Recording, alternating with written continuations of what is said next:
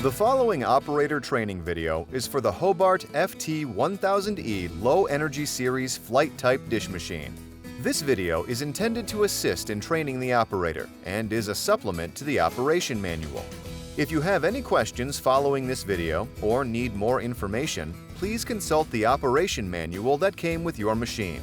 Replacement manuals can be obtained from your local Hobart office.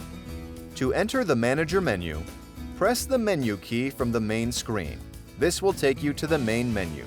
With the greater than symbol to the left of Manager, press the Enter key. This will take you to the Enter Security Code screen.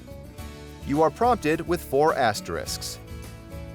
Use the up and down keys to change the digit of the security code to the appropriate value.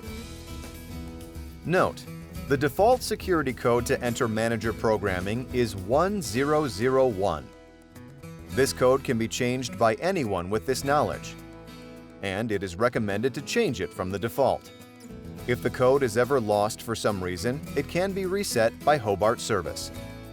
Note: resetting the code is not covered under warranty, whether you are in the initial warranty period or in the extended warranty period. Press the Enter key to move to the next digit to the right. Repeat the steps for each digit. After pressing Enter on the 4th digit, you will be in the Manager menu. Press up and down keys repeatedly until the greater than symbol is to the left of the desired option, and then press the Enter key. The Manager options are About, Actions, Logs, and Operation Parameters. The About screen displays the following information: Machine Model, Control Board Revision, Relay Board Revision, Software Version, Sanitizing Mode, and Service Number. The Actions menu provides the following options: Change Manager Code, allows the Manager security code to be changed from the default code. Reverse Jog, allows the conveyor to be jogged in the reverse direction in case there is a conveyor jam. When entering this mode, the following message is displayed: be sure all personnel are clear of conveyor. Press button in upper control box while pressing Enter. Exit without jogging.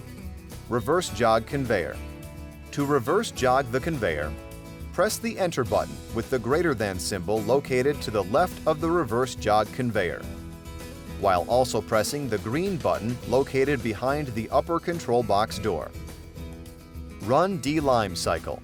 This initiates the auto D-Lime cycle, which is outlined in the cleaning procedures of this video, as well as your operation manual.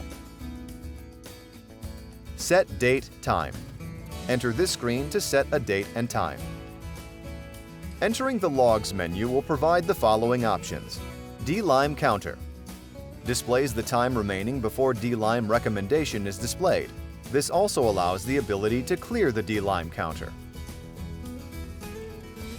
Error Log. Displays the previous errors along with the date and time that the errors occurred.